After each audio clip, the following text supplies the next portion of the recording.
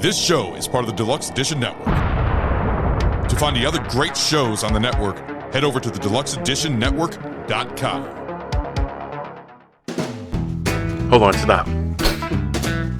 Welcome back to the Shit Show 2.0. Okay, Boomer. Damn millennials. Wow. Did not know that. Even flirters who are obviously mentally ill. You want to be my wife? Oh, this is gonna go downhill real quick. What is going on? And welcome to Take on the World with Yay, Johnny! and Mike D. Back again. It has been a long time. Long time. So now, me and Nathan, we did a podcast last weekend. You did. We did the history of Coca-Cola. Coca-Cola. And we talked a little bit about his surgery and what he's going through and why we've taken this long break. And I'm just glad to have you sitting back at the table. I know. It's been a while. It's almost 2 months. Trials and tribulations. Because the one before he went in the hospital, me and Nathan did together, was the history of Pepsi.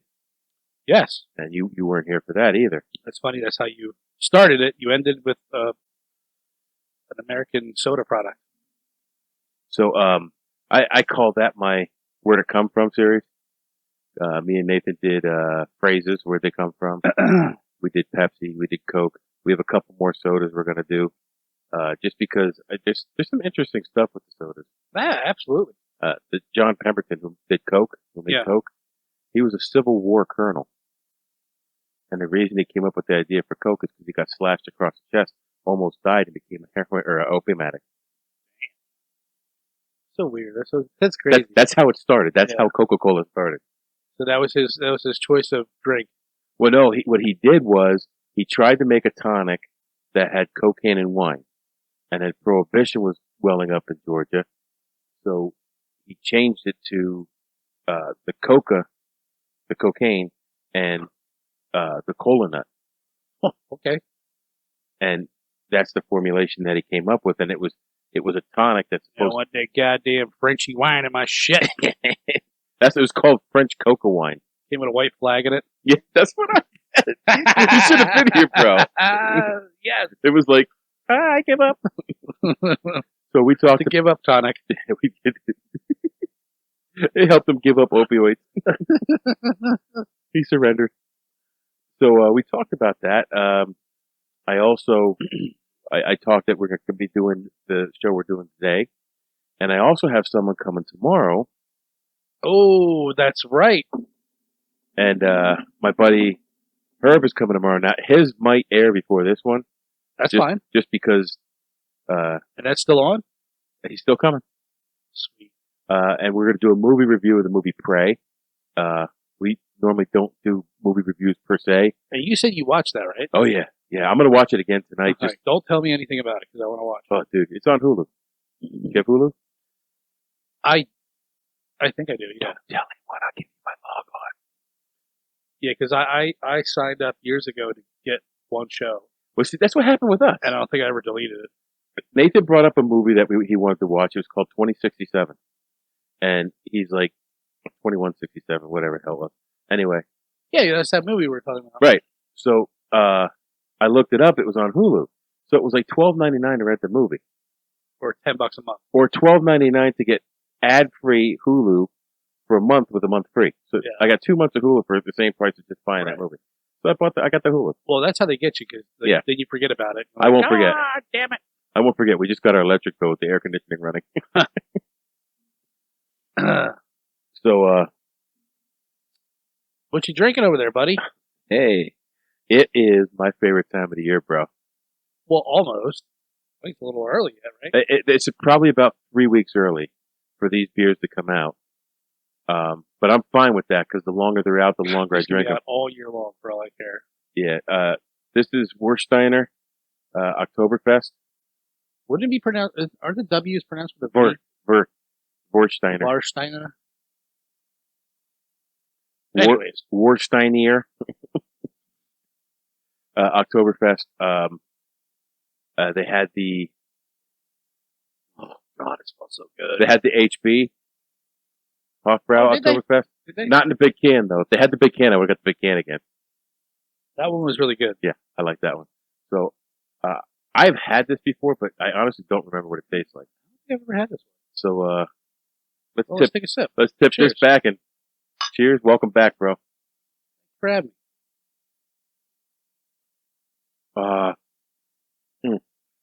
See, Sweet Jesus. it's so good. There's nothing like a. The thing with this, I like to dump a little bit of this out in the glass. In one of our official That does taste different. beer tasting mugs. I just want to show you how light this one is This is like for an Oktoberfest this is lager. like almost like a liquid pretzel with salt on it. I don't know. Look how light it is. That's like Budweiser light. Yeah. You wouldn't expect to get that rich of a taste from My a beer urine's like not even that light.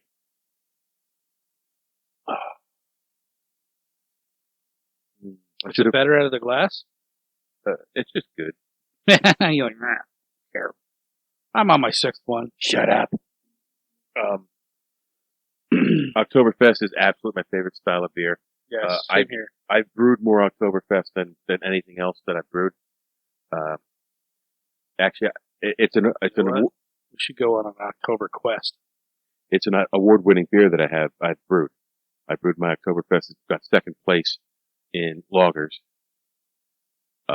My one beer that I thought was going to be laughed out of the competition ended up getting best in show, and that was a bourbon barrel stout, but a bourbon barrel oatmeal stout. Holstein, Germany. So So would this be, I guess, an official Oktoberfest at Oktoberfest in Germany? I think it is. But the official one is the Hofbrau. Really? But if you go to the town where this is made, see, here's what Oktoberfest was. Every town had a brewery, and they'd celebrate their brewery over the Oktoberfest. And basically, it was they would get drunk, and there's a pole in the middle of town, and the neighboring town would come over and try to tear your pole down. And if they tore it down, everybody had a drink. And if they didn't tear it down, everybody had a drink. Why can't we have shit like that here? I know. Instead of fist fighting and arguing, let's just have an Oktoberfest. Put a pole in my Drunken front yard Olympic Games. and bring beer. Yeah. You can tear my pole down, bring beer. Anyway, I heard that story someplace. I don't know if that's true. That's what I heard. So Sounds fun. if somebody wants to fact check me, you can email us at takeontheworld411@gmail.com. Also, while we're talking about that, we are on TheDen, the Deluxe Edition Network, Yes, yes. and the website is changing. It is deluxeeditionnetwork.com. Spell it all out. It's all good. Easy. So, what the Deluxe Edition Network is it's a network of podcasts. They're not all the same. Every one of them is a little bit, everyone's actually pretty different. And we all get together. We help support each other. We help, with graphics. We help with whatever we need. Everybody's helpful. Everybody's cool. And we promote each other's podcasts. If you listen to us, you may listen to this one and like it as well. Yeah, just a great little outlet to find more things and more variety, I should say. Every month they have a spotlight podcast. There is an absence of a spotlight podcast for August. Wah, wah, wah. Like, I get it. You want your show to succeed, and that's cool. But I am not competing with anybody. I am just doing our thing. If we get 10 listeners, I'd be happy. Yeah. Anyway, if we get 10 listeners and they like our show, well, maybe one of those listeners might like something else that's on the network. Check it out. DeluxeEditionNetwork.com. Follow us. Also, you can follow us on Instagram, Twitter, Facebook, and usually that is linked at the bottom of this description, whether it be on Spotify or YouTube. All those links are down there. Check us out. Follow us. I put out little videos here and there on Facebook and Instagram. Anyway, now the housekeeping's out of the way. Sweet. So what's been going on? It's like 2 months. You got a trip coming up, right? Yeah, I'm going back out to CO to try and kill that elk that, harvest that elk that was I'm gonna kill that bitch. laughing in our face last year. But I really wish I could go along, but I got too much stuff going on with Nathan and everything else. And it's a big trip. Yeah. It's a lot to. Again, I'm kind of stressing out about it. I got a ride there, but I don't have a ride back home. yeah, you figure. And you always know if you're stuck for a ride, you can call me and I'll come and get you when it's convenient. Well, I figured I'd have the next Sunday off, so I'm at least good for a day. I can just chill out in Philly, and maybe I'll just have some crackhead driving. What time you coming in? It's You getting in the morning?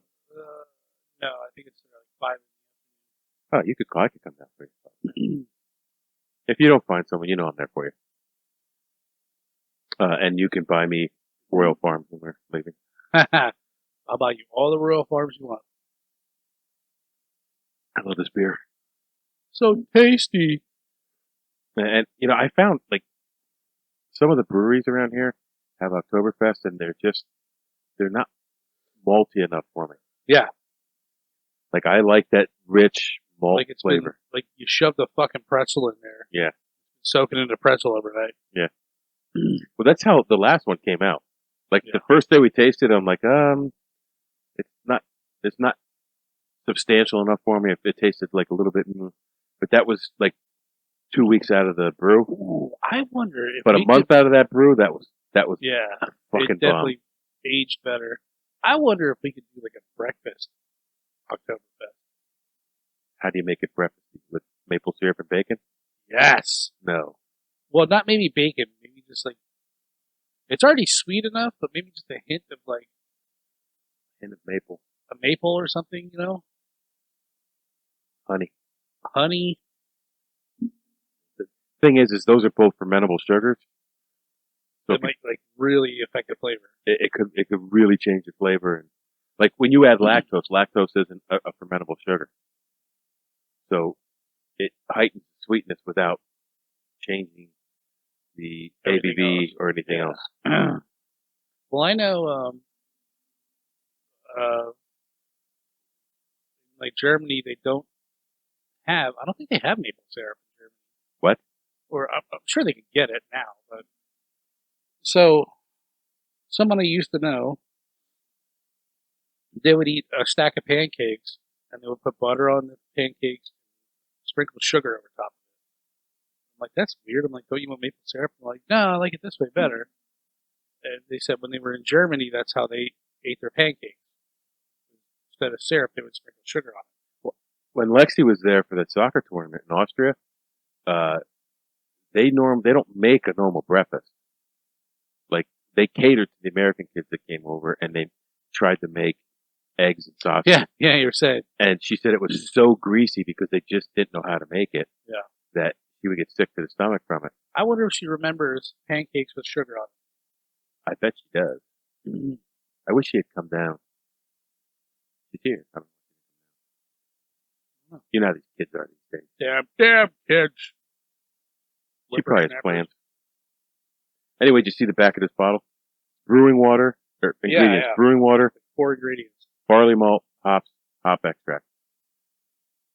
What more do you need?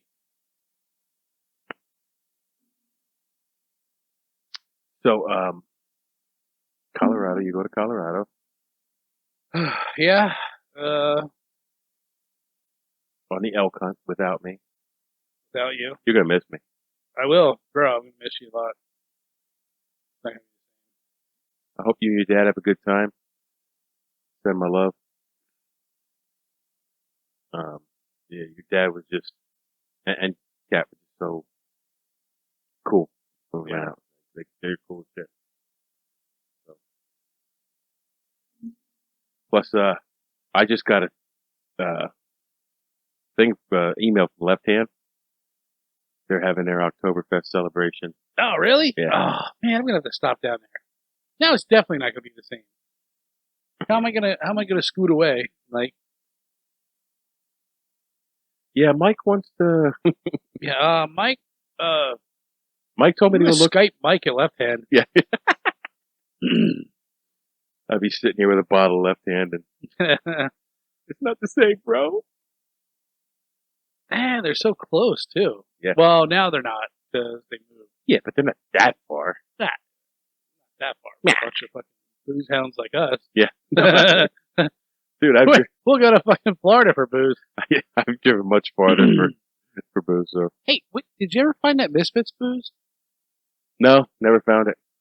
You know what I did find though? The Def Leppard. Yeah. So we're going to do a tasting of the Def Leppard Pale Ale. I got a can of it's Elysium Def Leppard Pale. You know what? I'm surprised that Poison Motley Crue. Motley Crue didn't beer. Yeah. Well, they're starting to come out with stuff the way Kiss always Kiss. Like Kiss is on everything. Oh yeah. There's a Motley Crue comic book coming out. Really? Okay, Hey, whatever. that could be good. Cash in, man. So I got nothing going on because I've been running back and forth to the hospital and whatnot. Well, I wouldn't say nothing. Well, nothing new that I haven't spoken on. So we could jump into this topic that you came up with and probably did no research on. You're absolutely right. So Nailed the first one. Nailed the second one. check. Actually, you know what? I watched 2 YouTube videos. The first one I watched, I was like, this is boring. I shut it off. And the other one I watched, and Was it just on the ship that you mentioned, or was it No. on the whole thing? it was on the whole thing early on. Because I watched an hour-long thing on Oh, the there's- ship. On the ship you mentioned. There's tons of crap. That's why I say you could do an episode on every single one on this thing. Well, what I did was, here's what we're talking about. We're talking about shipwrecks on the Great Lakes. Or even mysteries of the Great Lakes. I didn't do any. Actually, the one is a mystery. I mean, I would say a lot of them are mysteries. What? We'll get into it, but because I want to do a little background on the Great Lakes because I like laying groundwork and stuff. But so we're talking about shipwrecks and possibly mysteries on the Great Lakes. People don't realize how big these lakes are. Oh, I know. I was looking at them superimposed with the states, and like the one's almost as big as Pennsylvania. Now, Pennsylvania Is a big state. huge. Yeah. When you get out of the cities, there's like nothing. It's wilderness. Yeah. You know? But I know I've gone up to, I don't want to say Potter County per se, but Potter County-ish area. Yeah. And went hunting up there, and nothing you up drive forever till you get to the cabin. Yeah. Like Back you go roads. off the main road, you're on a gravel road, and you just keep going. So if you don't know what the Great Lakes are, you're probably You're an not idiot. you're not American.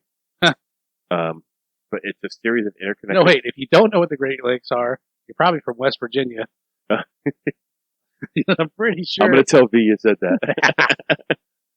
I'm pretty sure Europeans have a little better grasp on American geography than Americans do. Okay. Or you're probably from fucking California. Yeah, I know where I get my water from, bruh. So, interconnected lakes between Canada and the United States. They connect to the Atlantic Ocean via the St. Lawrence Seaway, St. Lawrence River. The Great Lakes is the largest group of The what? the Great Lakes. What? I've been having some problem with my speech lately, dude. I said Great Wakes? I said something last week, and I was like, "What the hell is that?" When me and Nady were doing it. The Great Lakes are the largest group of freshwater lakes on Earth by total area and second largest by volume. They contain 21% of the world's fresh water by volume. That's a lot. Yeah. Surface area is 94,250 square miles.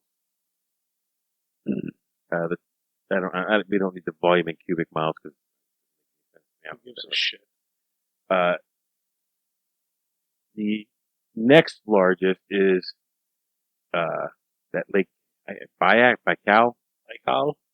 I think it's in Eastern Europe. I don't know. The lakes were formed by glaciers scraping against the ground. They receded. When they were receding, the water melted, and that's what fills the Great Lakes. So it's all glacial melt? Yes. You think that's all? There's still some glacial melt in there. It's all just been washed out to sea and recycled, and now it's just I don't know. just filth from Well, the human race. I think it's still fed by springs and such. The water's cold. And that's why a lot of the shipwrecks in the Great Lakes are so well preserved because of the temperature of the water. I took a ferry across the Great Lakes from Took a ferry. Westport. What was his name? And were you on a boat? We were in a boat. Oh God, it was Kingston, Ontario, to Snake Island, New York.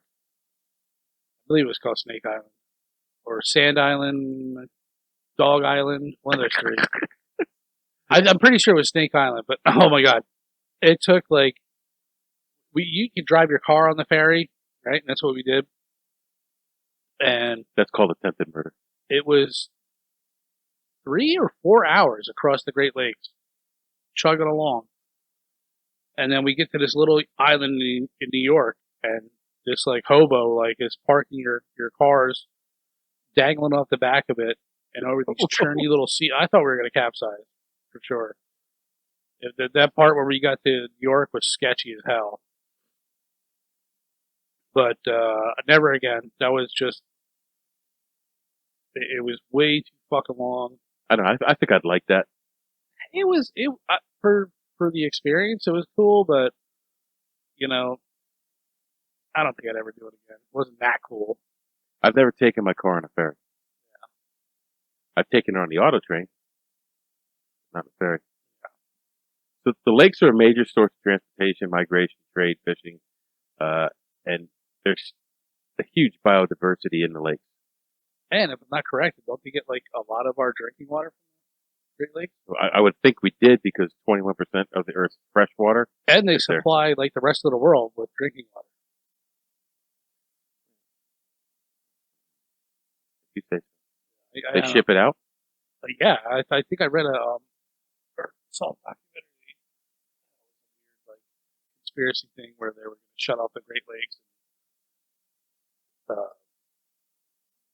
kill everyone through dehydration or something like that. Anyways, so on a side note, remember I told you about when we went to Nicaragua? Yeah. That lake is the largest in Central America and the 16th largest in the world. So that lake would fit inside the Great Lakes easily. So that the lake I was on was Lake Granada or Lake with Nicaragua, and I don't know how to say the other word that they call it. Boca Boca? Boca. Cochabamba. I don't know. It would be a Spanish name. Cochabamba. Okay. We'll go with that. So the Great Lakes have over 6,000 shipwrecks in them. And the majority of them have never been discovered. Part of it's because some parts of the lake are so deep, it's impossible to like accidentally come upon them. How deep is that? Or the deepest part of it? I know one of the shipwrecks that I looked at was sitting at 365 feet deep. That's deep. Yeah, that's deep. I mean, it's not Atlantic Ocean deep, but well, no, for a lake. Yeah, for a lake. over 30,000 lives have been lost in those 6,000 shipwrecks.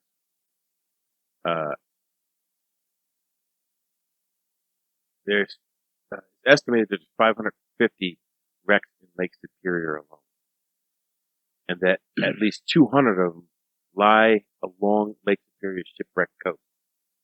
It's a 80-mile stretch of shoreline with no safe harbor between Munson, Michigan, and Whitefish Point. And I want to go out there. that happens to be where your ship that you want to just focus on is lying. Okay. They say there's an estimate 3 million shipwrecks on the floor of the ocean. Now, the oceans are vast, huge, much bigger than this, and the fact that there's 6,000 in this small area 6,000. compared to the 3 million on the floor of the ocean. One of the wrecks which we'll talk about is the one that you wanted to talk about, Yeah. the Edmund Fitzgerald. It's one of the most famous, well-known ones, simply because of the Gordon Lightfoot song, "The Wreck of the Edmund." Right, yeah. So I put the lyrics down here, and I'll probably tag them in the gimmick. I think if I sing them, we'll probably get copyright strikes because my singing is so good. You're so spot on. Yeah, I've just you can barely distinguish me. You might get a record the deal. original. Yeah. Not happening. Many of the ships that are lost, and the ones that I've gone through, are like early November sinking. And the reason for that is they have these storms that whip up on the Great Lakes, and they call them the Witches of November or November Witches. Okay. They're equivalent. Some are equivalent to a half category hurricane. So instead of like a category 1, it'd be category 1/2. So That's just that's like tropical storm. 60, 70. Yeah. Like a tropical storm. Yeah. Like you said. Yeah. 70 mile an hour sustained wind. Yeah. Ain't no joke. No, that ain't no joke at all. And the gust will go a lot higher. Yeah. In '98, there was a storm in the Great Lakes that was equivalent to a category 2 hurricane. Wow. And then 2010, the storm was equivalent to a category 3 hurricane, causing 19-foot seas. The problem is, on the ocean, a 19-foot sea is pretty big, but the waves are farther apart. On the lake, it's 19 foot here and 19 foot here. So half of your ship is hanging in the air at 2 places. Yeah.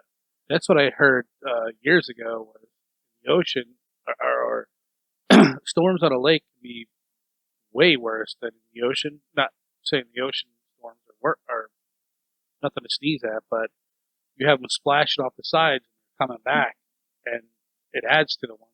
Yeah. And it's a constant, like bam, bam, bam, instead of a whoosh. Yeah. Whoosh. It's like bam, bam, bam, bam, bam. So that causes a lot of the shipwrecks. So I went to each lake, and I found what is considered one of the famous shipwrecks on that lake. And here's another thing. I didn't do any research on this, so I don't know why it is. I always thought that Lake Champlain was a Great Lake. No. But it's not. There's only 3 of them in there. There's 3 American ones. Well, only one is only all the way inside America, and that's Lake Michigan. You have Lake Superior, Michigan, Huron, Erie, and Ontario. And I always thought Lake Champlain was a Great Lake, but I guess it's not great enough. The ungreat Great Lake. Yeah. You're not so great, Huron or Champlain. And we're back. We did take a quick beer break. Ooh. Yeah. We now have Gustav? Fathead? I have 2 stories for this episode. Okay. You want to hit one now? No, because I don't know anything about them other than like 2 words, or like a sentence. But we could look them up quick. They're not very long stories. So if you didn't do them, I would like to hit on them because they're very fucking interesting. Okay. I know, and I was trying to find which one it was. One of the shipwrecks, the ship broke in half, and the back half of the ship with the propellers on it kept going for 7 miles. Get the fuck out of here. Yeah. I try to do it because I know how you are. You do your research, and I didn't want to like touch on the stuff that you were doing. So I went a different route, and I did mysteries of the Great Lakes. Okay. So I found one kind of interesting topic of some pretty cool stuff. All right. So we'll get. I'll touch on it when we get there. Okay. Well, specifically, it was the Bermuda Triangle of the Great Lakes. Oh, I did hear something about that. Yeah. You actually mentioned that to me. So there was a couple. You probably want to edit this out because I'm just like relating to you, so we can talk about it later. But there was two. There was more than two, but the two that I remember was the Le Griffin was the very first ship that set sail on the Great Lakes, trying to find a route to the ocean. The Griffin, one of the ones I did. Probably it was on Lake Michigan. Wait, go back up. I thought I saw it. Griffin. Yeah, it is right there. Where? Griffin, carrying 30. The SSGP Griffin. Lake Erie? No, this one said... No, the Le Griffin was a different one. Yeah, Le Griffin was on Lake Michigan. Yeah. So Lake Michigan is the only one I saw it, but I didn't do it. I did Lady Elgin instead of Le Griffin because Le Griffin was so old. Yeah. It didn't have a lot of information. Right. There was like nothing about it. It Right. sunk. And they still, to this day, they're trying to... They don't even know if it's sunk.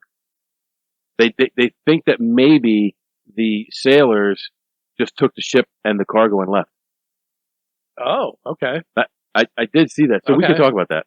So then there was, I'm sorry, I remember three. And then there was another one that it capsized and then rewrited itself. And it looked like it got crashed into. And this is all Lake Michigan on the triangle. And the whole entire ship, the whole entire crew was gone, missing. Nobody knows what happened. Never to be seen again. And that's it. And then the third one, oh my gosh. Mine did the same thing. The third one, which I think was the most interesting one, was this ship left sail or port, and the captain was like, "I'm going into my headquarters. Do not bother me." He's like, "We're going to land port here, and we're going to stop. Do not bother me." So whatever happened, they were like, something happened, and they were knocking on his door, and he wouldn't answer. And they broke into his cabin, and he was gone. He disappeared. But never to be found again. And we're back. We just had to get a beer change here real quick. Back up your ass, motherfucker. We now have Fathead's Brewery. It's exploded all over both of us. Gustafa Oktoberfest Lager. Gustafi? I had gotten this one. I think this is left over from last year. I got it up the one place I go for beer, and they had it on a discount thing. So I'm not particularly fond of this one. To me, it's too bitter to be an Oktoberfest, but let me know what you think. You try it yet? These are the last two cans of a six-pack.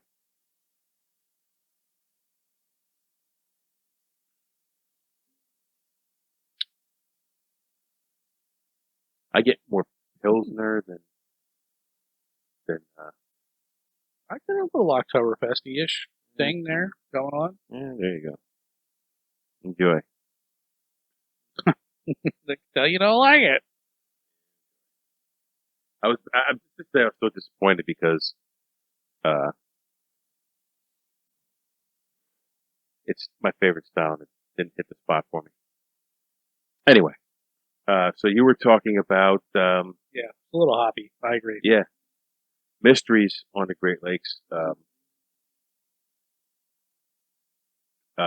we'll look up our next break, we'll look up a few of them and we can talk about them a little bit. Okay. But the one you mentioned to me, I did know about, and I almost added that. I guess we could let the cat out of the bag. We're talking about Just no information on the Michigan Triangle, it. Just happened, and that's it. which is the Bermuda Triangle of the Great Lakes. Yes. So, plus one of the ones I did do here, there is a little air of mystery to it. So, we're gonna start on Lake Superior, and not with the most famous Lake Superior wreck, because that'll be the last one we do. I'm gonna do this Bannockburn, the SS Bannockburn, Canadian vessel, steel-hulled freighter. It disappeared on November 21st, the November of disappearance, 1902. The ship was 245 feet long and 40 foot wide. There was 21 souls lost on the ship. It's one of the it's one of the biggest mysteries on Lake Superior. No trace of the vessel has ever been discovered. But this is a little mysterious too. Since her disappearance, many sailors claim to have seen her running lights during stormy weather. Oh, creepy. So, hey, it's a storm. You're going to see. You don't know what ship it is. Whatever. That's a little ambiguous. The ship was lost in the middle of the lake. It was on the way from Port Arthur to the Stowe. I think you might have misspelled that one. I probably did too. It was on. It left Port Arthur going someplace with a load of wheat, but disappeared without a trace sometime after 11 p.m. on the 21st of November. The ship was only 9 years old. It was launched in 1893. I wonder, how good do you think their record keeping and as far as like, you're going to plot a chart, this is where this ship's going. We're going to go here, we're going to stop here. Do you think their record keeping was that good back then? The record keeping after the voyage, yes. Before, no, because you would change your course along midway. You had no radio, you couldn't radio. But if most captains, when they plot a course, if they change it, they change the course in their log. Right. I get that. I mean, So well, I guess that wouldn't matter if it's down at the bottom of the fucking lake. very true. Well, I'm just If saying. we only had the logs. You're talking about back then. Did they do this, and that's how they did it? So you're right. With the ship going to the bottom of the lake, that log was useless. So that you could be looking in a complete wrong place for it. Right. It's not like they transported their coordinates to a tower, and the tower is keeping track of them. So if they sunk, they would have all their, well, this is where they were, this is where they were going. Yeah. Snake Island. Snake. Is that what you said you went on your ferry? I think so. I'm pretty sure it's called Snake Island. Okay, so this ship was very recognizable even before you could see her name, because the ship was a very common sight on the Great Lakes. The Bannockburn had two major incidents before she sank. Shanked? Sank. I was burping. In April 1897, the ship ran aground on the rocks near Snake Island lighthouse. Did you go see a lighthouse when you went on that ferry? I did not go see a lighthouse. I just wanted to get off that hillbilly island before we died. Okay. But I'm sure there was an I never saw one. I wasn't looking for one. No lives were lost when they ran aground, but the ship was badly damaged. Several months later, in October, on her way to Kingston carrying grain. This has to be, because that's where we left. We left Kingston to Snake Island. Okay. So, She struck a wall on Welland Canal and took on 9 feet of water. Did you go through the canals on that ferry boat? no. This ship was huge. It was like a cruise ship. Oh, wow. And they were like they must have had 50, 60 cars driven on this. It was like a triple decker deal. I just remember sitting on the deck, like, you know, it was nice being outside with the breeze in your face, but you're like, okay, bye Ontario. And then it was like nothing for 3 hours.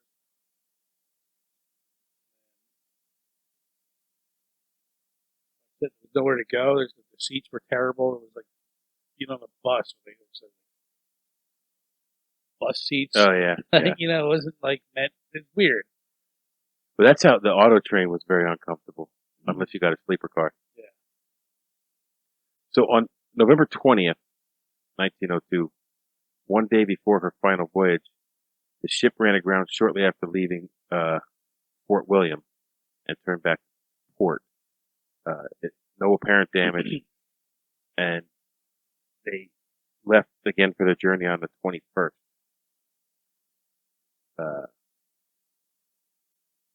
The last time it was seen was by Captain James McMaw, 80 miles off of Keweenaw Point, 40 miles off of Isle Royale. Later that night, strong winter storm began on Lake Superior. Bannockburn. Man, you're struggling. Oh my God, I am. You need me to take over. Yeah, go ahead. Was spotted. The Bannockburn was spotted at about 11 p.m. by the passenger steamer Hurricane. On November 30th, 1902, the ship was declared lost. Never to be seen again. Or was it? See, this is what I was saying. This is what was mysterious. Now, so it was a highly identifiable ship by its profile. It was an odd-shaped ship. So there was sightings of the ship after it sank, like years after. Okay. And they like they're saying, I knew it was this ship because of the profile. Right. Well, some sightings are just like, you could tell their stories. They're just made up, like whatever. Easy to dismiss. Here's one from World War II. So, Okay, one such story was that of the ore freighter Walter A. Hutchinson shortly after World War II. When the crew saw the Bannockburn just 100 yards away coming straight at them, the captain tried to put some distance between the Walter A. Hutchinson and the Bannockburn and steered to the northeast. The Bannockburn went past Walter H. Hutchinson safely, only to run aground and disappear. hold on. That's weird. Yeah. Run aground and disappear. If the captain of the Walter A. Hutchinson hadn't changed course, the ship could have easily been destroyed by the rocks. So this ship comes out of nowhere, and so they make way for this ship, and this ghost ship. The ghost ship hits some rocks and disappears. But if the Walter A. Hutchinson hadn't changed course, they would hit the rocks and stuff. Right. That's weird. That's really weird. So It's like it's an early warning. Like, and there were other sightings of the Bannockburn, but I just put this one on because I thought this was interesting. And this is like 43 years after the ship sunk. holy shit. So on to Lake Michigan again. It is thought that there are at least 1,500 shipwrecks on the bottom of Lake Michigan. Now, which one of the three is the biggest? Just more than three. Which one is the biggest? I don't know if we covered that, or if we covered that or not. I don't think we did. I don't think it's Lake Michigan. But anyways, we'll update you that in a minute. We'll go for a beer break. the Lady Elgin.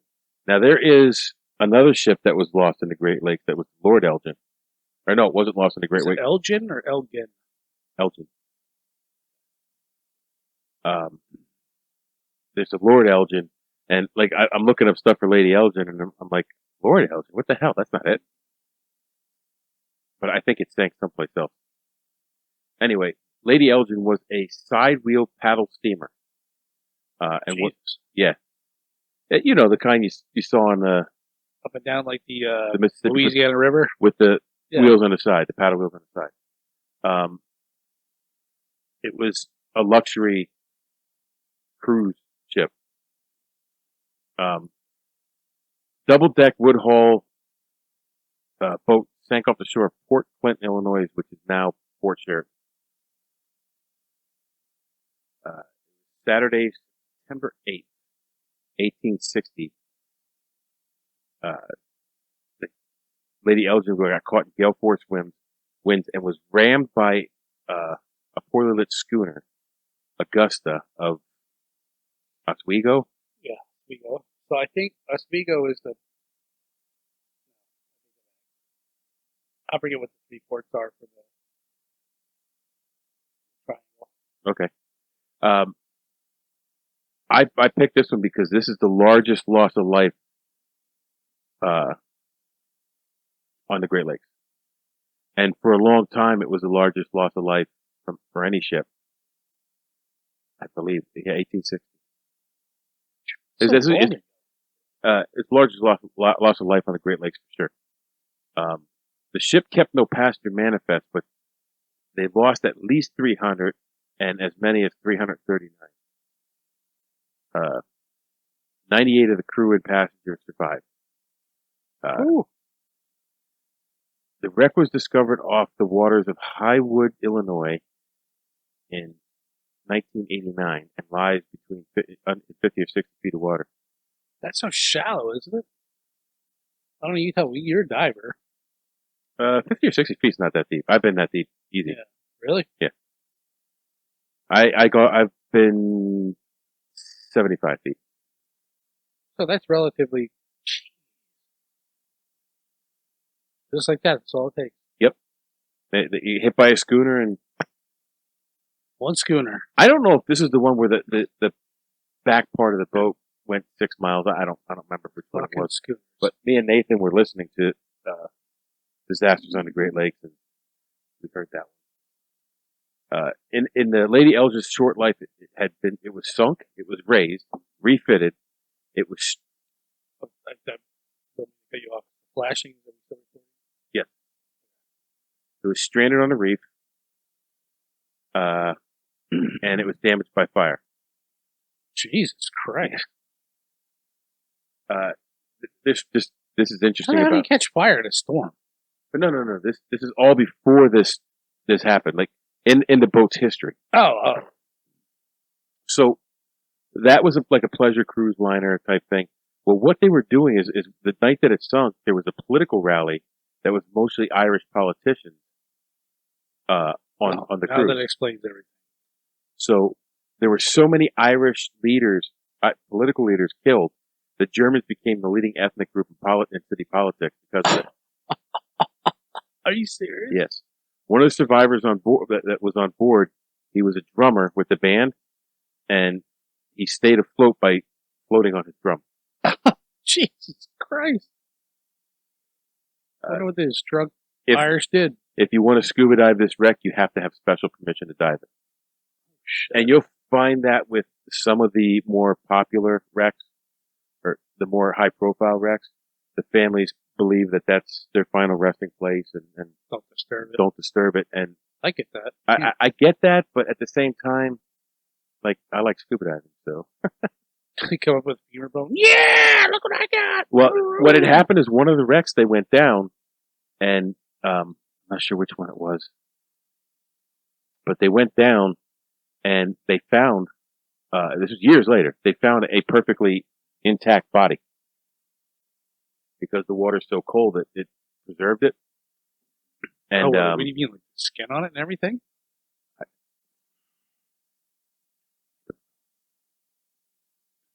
but it was wearing what they call the cork Picture jacket. of his girlfriend and his hand on his dick. Big smile on his face. I'm going to hell. That's when the family said, "Look, this is their final resting place. You can't keep diving this site."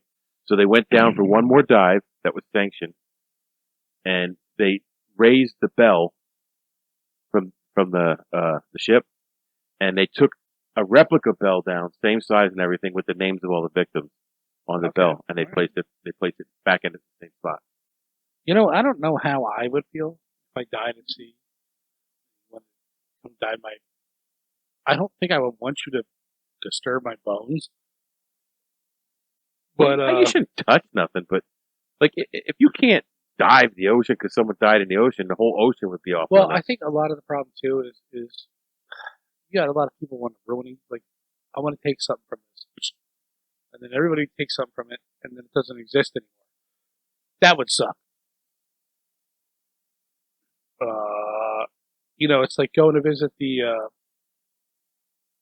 national parks, and now it's so restricted you can't, because people are idiots. Then they oh yeah, carve their names into shit. That's just dumb. Like, I don't get that. You know, I don't. So many people now, if you did it, it wouldn't exist. Nothing for anybody else to enjoy. That's like, where was that one place where the rocks were balancing and they fucked around and knocked the rocks over? They've been standing there for hundreds of years, and some idiot kids came and pushed them over. Bullshit. So we'll go to Lake Huron. The Goliath was carrying flammable cargo of shingles, lumber, and hay, and 180 kegs of blasting powder. Now, I saw two different reports: 180 kegs, 250. What difference does it make? That's a lot of powder. They were going from Detroit to Lake Superior in September 1848. A fire started near Saginaw Bay in Michigan, was likely sparked from the smokestack. Hey, I'm surprised you didn't put the lyrics to Yeah. What's his face? Oh my God, Billy Joel. No, about Saginaw Bay. As soon as I said Saginaw Bay, it went through my mind. What was his name? Oh my god! Oh, I got the song stuck in my head. Sing it for us, John. We won't get a copyright strike, I'm sure. Working on a night moves. Oh, Bob Seger. Bob Seger, yeah. Saginaw. It's not called Saginaw Bay, but he mentioned Saginaw. Yeah. And actually, I told you years ago, I'm like, if you can guess the song I'm singing in my head, I'll give you $50. And I mentioned Saginaw Bay, and you were like, oh, I don't know. The inferno quickly spread through the combustible cargo. The crew tried to extinguish it. About 5 miles from shore, fire reached the hold containing the powder keg, and kaboom. Kablooey. They said that the explosion was felt for miles. Only one of the only person to survive was the ship's cook. Really? He's used to the heat. If he can't take the heat, get out of the kitchen. Oh, he got the fuck out the kitchen. He got the fuck out that kitchen. He dove off the ship. Fuck this crap. Figuring the ship was doomed, he had lowered a small boat and fled. So he took off. He ran like a chicken-ass motherfucker. Ship, man. He abandoned ship like nobody's business. I want his name. He should go down in disgrace. So on to Lake Erie. Lake Erie is the smallest by volume and the shallowest of the Great Lakes. And this is the one that skirts Pennsylvania. Yes, this is the one that Pennsylvania touches. In Erie, Pennsylvania. The lake holds about 2,000 shipwrecks. Only 379 have been found. Or 75. Only 2,000? That's it? Of the 6,000 total. I'm kidding. You see the look on my face? No, I couldn't. That's a shit ton. Yeah, it is. So as dawn broke over Lake Erie, June 17th, 1850. Now this is the first one that wasn't in November, September. The SS G.P. Griffith, carrying 326 people, caught fire. The last two were fires. They weren't really caused by storms. The crew sounded the alarm and turned the boat toward shore, which was roughly 3 miles away. Passengers came on deck aware of the danger, but land and safety were in sight. So I guess they didn't jump overboard. Half a mile from shore, the ship grounded on the sandbar. The fire quickly spread. The crew told the passengers to save themselves. Panicked travelers jumped overboard in a vain attempt to reach the beach. The captain threw his family into the water, jumped in, then disappeared under the waves with them. Only about 30 people were able to swim to shore. The remains of the ship, still burning, were eventually towed back to land. Jesus Christ. So, like, what? Nobody survived? 1850. Well, there was 326, so 294 people died. Yeah. This one's actually pretty cool. This is Lake Ontario. The ship is the Sweepstakes. And I have a beautiful picture of this ship. In fact, I'm going to pull it up for you so you can see it now, because I love this picture. I would love to go here and dive that. Oh, that's cool. I'm going to throw it up on the screen so everybody Look can see. how clear the water is. If you're listening on Spotify, you can go to YouTube and check out the podcast. Just fast forward to wherever we are. The fuck did it sink that close to land? It didn't. There's a story to it. Okay. And the water is crystal clear. Here's a shipwreck map, but that's not a very good map. That only shows like 20. So it looks like this is the largest Great Lake here. Anywho. Or actually Colburn. So the shipwreck sweepstakes. August 23rd, 1885. The sweepstakes hit a rock near Cove Island. She sank in shallow water. Go ahead, take over. She sank in shallow water, close to the light station. She remained there to September 3rd. The sweepstakes was towed to Big Tub Harbor, where they found the ship beyond repair. So, damn, I don't know. Fucked herself up. They hit a rock, and I don't know if it buckled the hull or what, but they said, "Look, this ship's fucked." Yeah.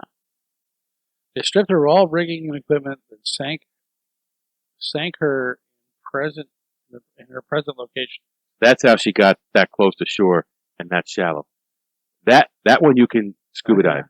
It's only at 20 feet of water. Dang. Yeah. Looks beautiful. It does. I mean, it looks in the Bahamas somewhere. Yeah.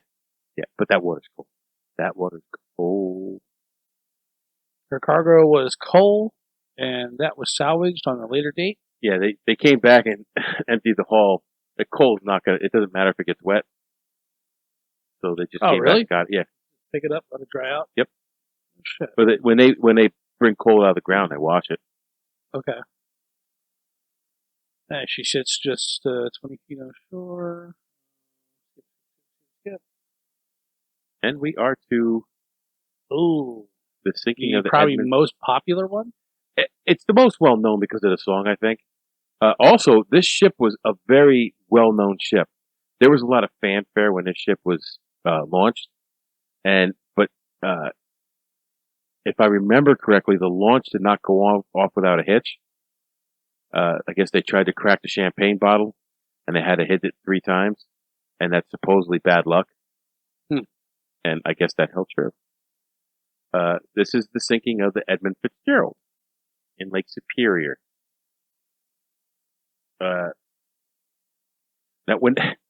I found this pretty interesting too. When the ship was built, it was the largest ship on the Great Lakes at 729 feet long. That was only 1 foot shorter than the smallest lock on the lake at the time. Jeez. So that they only had 1 foot of clearance in the. Like I don't. Like Now, that, you know what? I never knew they had locks on the Great Lakes. you didn't? No. Are they still active today? Yeah. I would love to see that. They've got to be massive.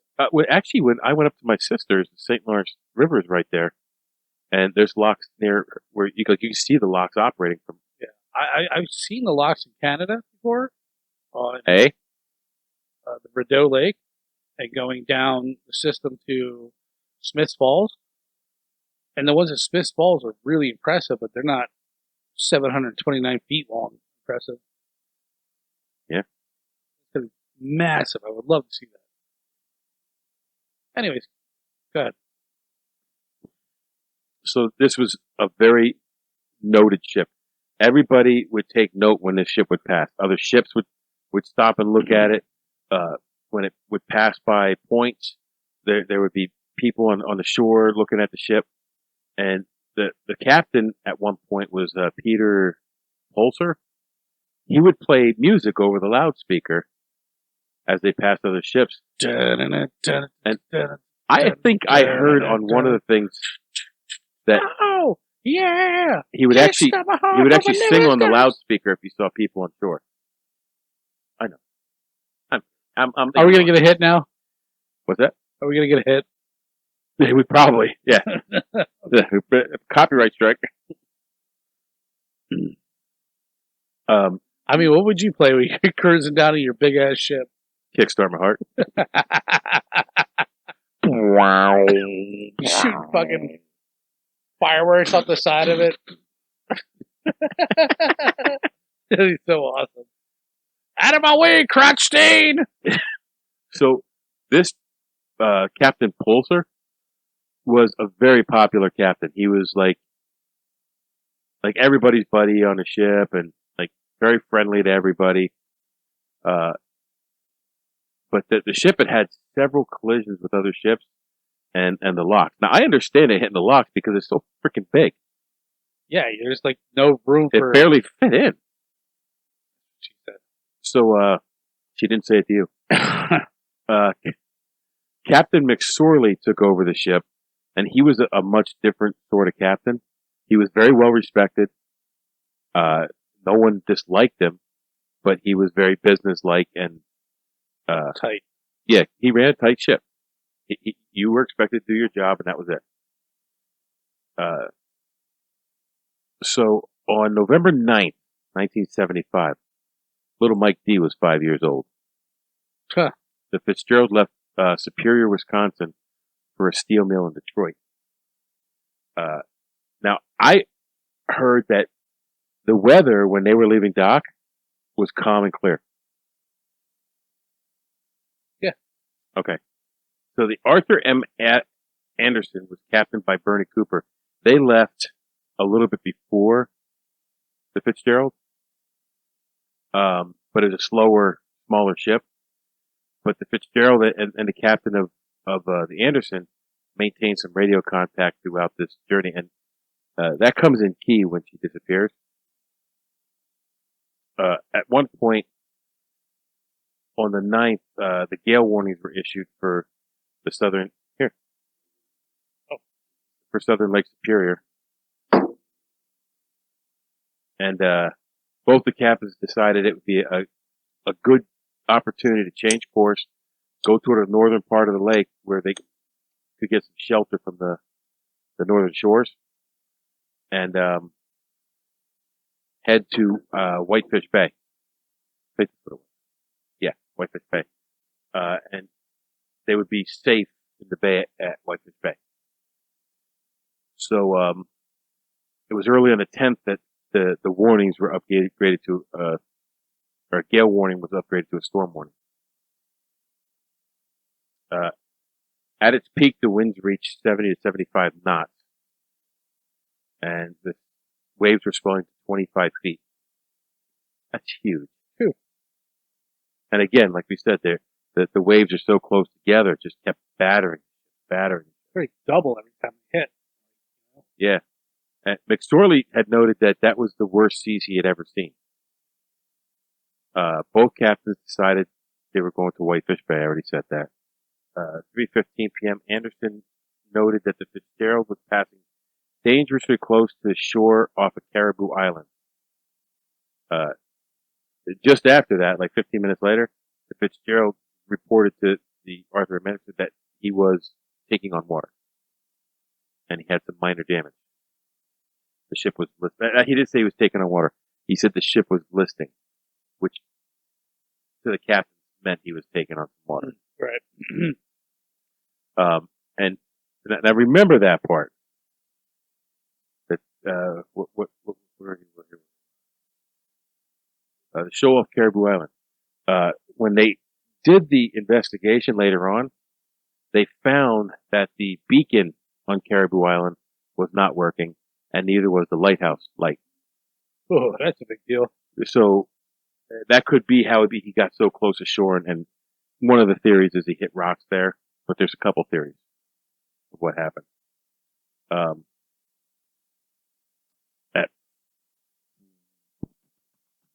The Fitzgerald asked the Anderson to stay close, and that the Fitzgerald would reduce their speed and allow the Anderson to catch up to him. So if something happened, he would be there to help them out. At 4:10, they told the Anderson that both the radars were not functioning. So now they had no radar, and the Anderson was keeping track of them on their radar, so he could tell them where they were. Within a half hour, the Fitzgerald then reported they were listing badly, not just slightly. 7:10, the Fitzgerald spoke again with the Anderson. At this time, he was asked, how you holding up? How's it going? And he said, we're holding our own. Those were the last words that were heard from Fitzgerald. 10 minutes later, the freighter disappeared from the Anderson's radar. So they're looking around. They see other stuff on the radar, but they don't see the Fitzgerald anymore. They were less than 20 miles from the shelter at Whitefish Bay. And I wonder if he hadn't slowed down to wait for the other ship, if he would have made it. I think he would have. I don't know. I could second guess all I want, but that just says Whitefish Bay. Whitefish Bay is Ontario, Canada, and Michigan. It's shared. It's a shared bay by both countries. After trying to contact after trying to contact them, the Fitzgerald for more than an hour, Anderson got a hold of his Coast Guard and said, "Hey, this is what happened. This is the last time I heard of him." And they were requested to go out and look for him. Hey, the Coast Guard said, "Hey, it's going to take us a while to get there. Can you go out and look for him?" So a couple ships did, and even though the Anderson had made it to Whitefish Bay unharmed, they did turn around, go back into the storm to look for the Arthur. The Fitzgerald. The ship, the William Clay Ford, also joined the search, including some other vessels, as well as helicopters and airplanes. Some lifeboats, like gnarled up, broken up lifeboats. Some life jackets and other debris were discovered, and that was it. There was an oil-covered one of those life preserver rings. Yeah, that's it. That's all I really found. I think that you know how you hear of rogue waves. Yes. Yeah, 100 and 120 foot high. Yes. I would not discount that. Well, that is one of the theories. But a lake, because like I said, everything's crashing off the walls. Where's the engine go? It comes back. Yep. Doubles onto a wave. It's a smaller area. Could easily happen. I'm no scientist, but for that big ass ship that got in there, like start listing. Yeah. It was probably up in the air, like cracked over two waves. Well, here's another thing. These ships, so older ships were more rigid, and it would cause them to snap. So they made these ships so that they would actually twist a little bit with the storm, which was a good thing. Right. it would help the ship. So there's a good chance that this ship would have been lost way before it was, if it was still made like the older ships, because it was so long. So they searched over a week, and sonar detected 2 large objects. And I think it was the following year where they sent a submersible down and videotaped and photographed the bow. And the bow was here, was snapped in half, and the stern was back here. So that would lend to either a rogue wave or just being snapped by the waves. The weight of the list could have caused it, but there's a couple theories. Let me see. Some believe the freighter struck bottom at Caribou Island and damaged the hull. Others, however, claim that the freighter was unseaworthy due to structural problems. There was something with the latches on the bulkheads that were holding down the cargo load, that they were something wrong with them. But when that was brought up, someone came to the defense of the guy who loads the cargo on the ship, said that he was meticulous about his job. And if he saw something wrong with those latches, he wouldn't have let the ship leave. So, nobody knows. They could have been damaged during the storm. What they think one of the theories is the waves came over, crashed on, and because those cargo holds weren't completely secured, water started seeping in, and more water until it got so heavy it just snapped the boat. I can see that.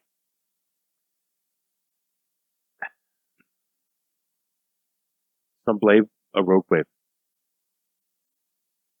Although subsequent underwater expeditions examined the wreckage, no definitive answer has been found why the vessel sank.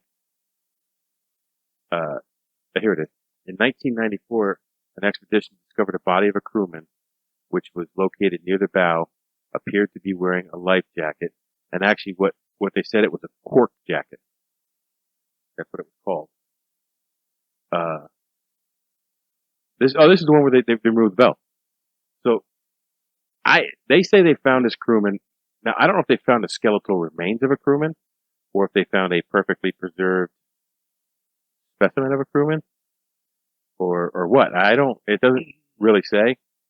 But so they took the bronze bell off and put one on the ship. I'm gonna say they find this guy at the bottom of the ocean with a life jacket on. It's got a pretty good life jacket. Well, what they called it, a cork jacket, and cork is a wood, and while it resists water, eventually it'll take water on and get waterlogged. So if he was pinned in a compartment underwater, it probably slowly took water on over time. So at the urging of the crewmen's families, the Canadian government limited access to the wreck. So you're not allowed to dive there anymore. When they removed this bronze bell, they put when they removed the bronze bell, they put another bell down in its place with all the victims on it. And how many people died on this ship? How do I not have that on here? You failed, Michael. Again. I failed again. No, I clicked the bottom thing before and it just gave me Edmund Fitzgerald. It didn't give me the lives lost. 29. We're back. 29 souls were lost. That's a big ship for only having 29 crew members. So, you know what? They weren't, not that it matters, but they were probably like hardcore sailors. Well, the loadmaster, like apparently he had more time on the sea than the captain did. It's crazy. I mean, this shit is fascinating.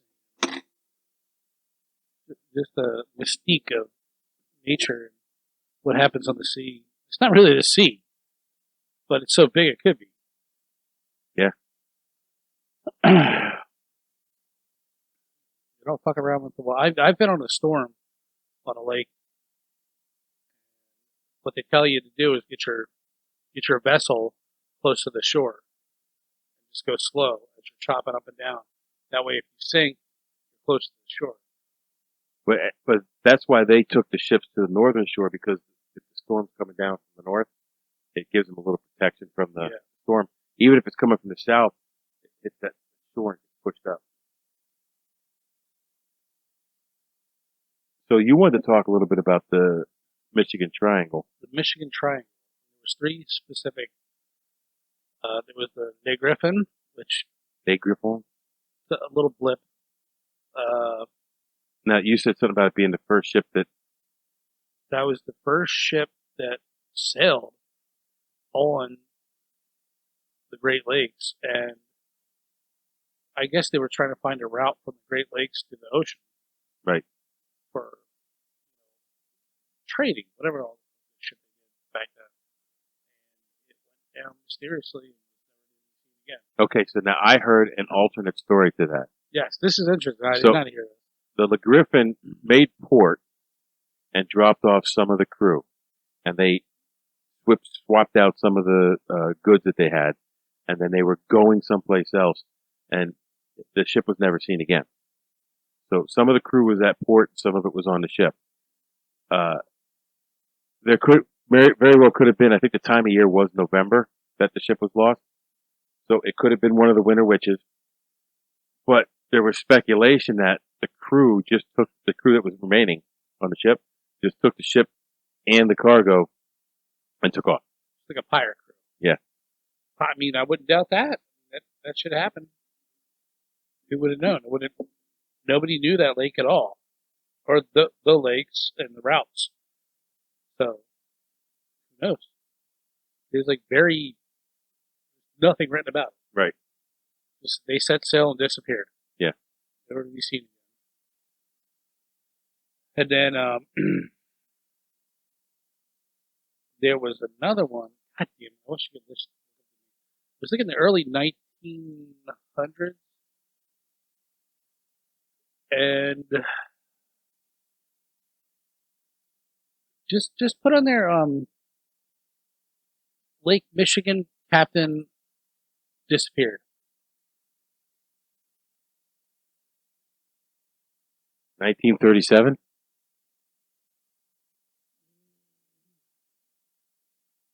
I guess could have You been. said 1900. That's only 37 years It's off. pretty early, yeah. It might have like 3 years. On Lake Erie, the starting point. No, I believe this was all Lake Michigan.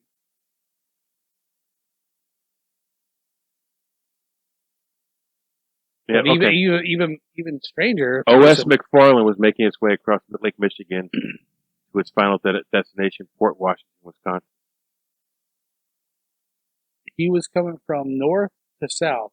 He was going to bank in wherever the bottom part of the triangle is. George Donner, was that the captain? Yeah, no, you're right. Yeah. Yes, Donner. Okay.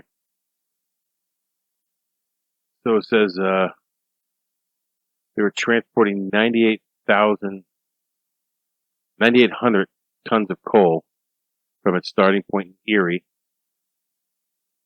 They departed a few days prior, but then they were on Lake Michigan. They left. They're going across Lake Michigan to Port Washington. See, I thought they were on the other route coming down. But whatever. Well, if you're coming from Erie to Michigan, you are coming down. Let me show you that picture again. Really? Hang on. I thought you'd be going up.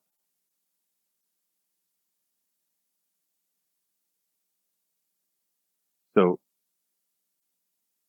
Lake Erie is over here.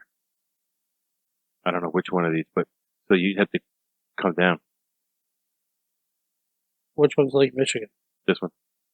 Okay, so where you got the Michigan's the limp dick. so yeah, that's where they went. They were coming from. Here, and I think he wanted to dock here before they made their final destination here. And something happened. They were knocking on his door. He never answered. They broke into his door. He was gone. Just disappeared. Never to be seen again. And they're saying he was a capable skipper, and he'd been working as a skipper or a mate on ships since 1879. He was, what, 57 years old?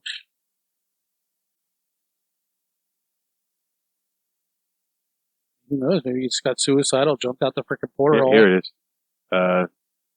Informing his first and second mate he would be retiring to his cabin for a well-deserved rest, he instructed them to wake him up when they had passed Sheboygan and started to approach Port Washington. Being familiar with the lake and speed in which they were traveling, he estimated it would take roughly 3 hours. Confident his men could handle the task. On the ship. Once inside, he shut the sturdy door, and his men took command. 3 hours later, on Captain Donner's birthday, began to approach Fort Washington, following the captain's orders. They went to his door. They knocked on the door. There was no answer.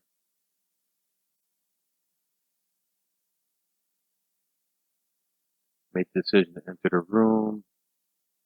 Attempted to turn the handle and it wouldn't move. It was locked inside. But they're just drawing this shit out. They unlocked the door, making his presence known. Hey, Captain, I'm here.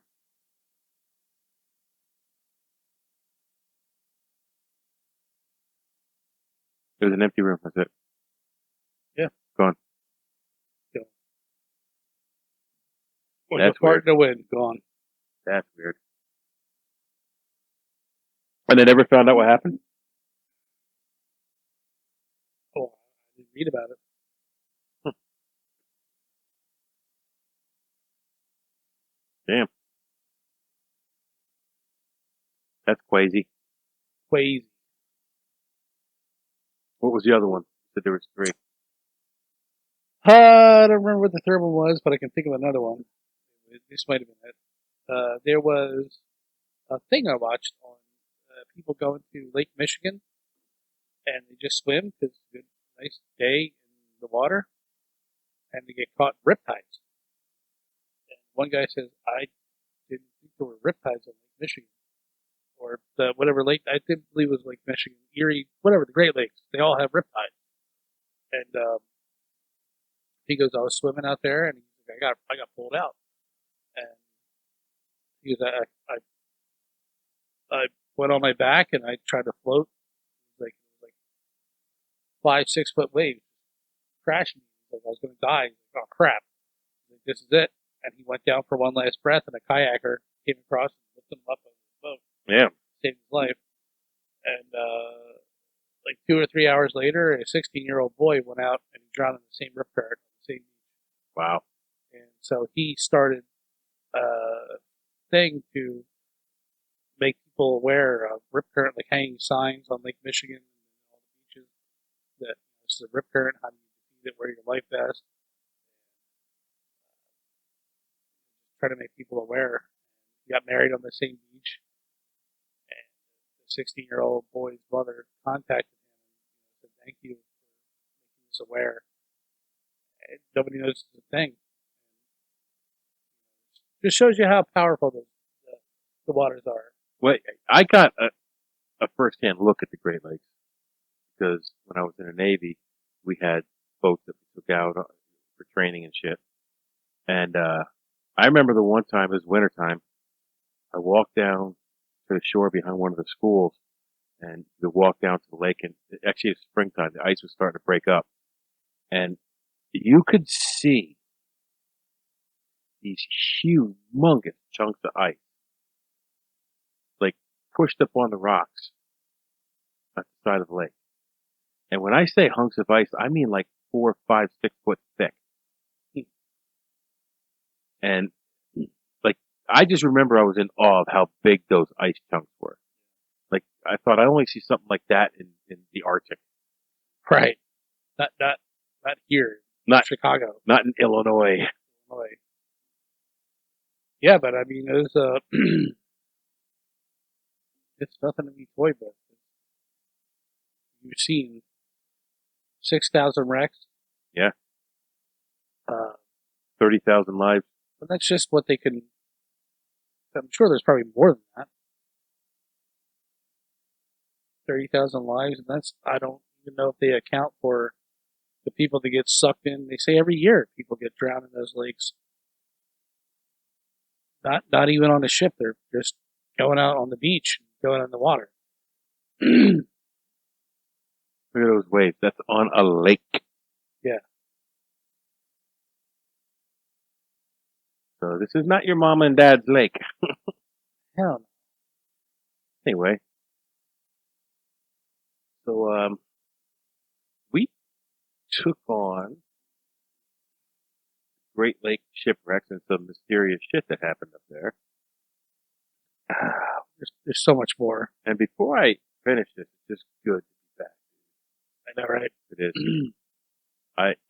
I missed this a lot. I do too. This is a long episode, but it was good. It was, yeah. Well, actually, me and Nathan's last one was pretty long too. Yeah. Almost an hour and a half. But there's only, it had to be this long for this subject. You can't do this thing justice. And I'll tell you what, we barely scratched the surface of the Edmund Fitzgerald. Yeah, we did a blip of what it could be. There was so much more communication back and forth between those two ships. There was so many other things that were going on. But I feel like we just wanted to get you into like the fringe subject of like, yo, this is crazy as shit. Like, if you haven't known about it, look into it. Yeah. There's a lot of strange shit. Of wrecks in those 5 lakes. Wrecks, strange happenings. There's even like UFO stuff that we didn't even touch on. Yeah. Yeah. Strange lights in the sky, strange lights in the water. Yeah, it's pretty cool. So I hinted with Nathan I have a serial killer I'd like to do. I'll let you know on that. You haven't told me. Nope. So look forward to a true crime episode coming up. Look forward to our review of the movie Prey. Oh yeah, I want to see that one. Yeah. So we took on the Great Lakes. Now you go take on the world. This show is part of the Deluxe Edition Network. To find the other great shows on the network, head over to thedeluxeeditionnetwork.com. Hold on, stop. Welcome back to the Shit Show 2.0. Okay, Boomer. Damn millennials. Wow. Did not know that. Even flirters who are obviously mentally ill. You want to be my wife? Oh, this is gonna go downhill real quick.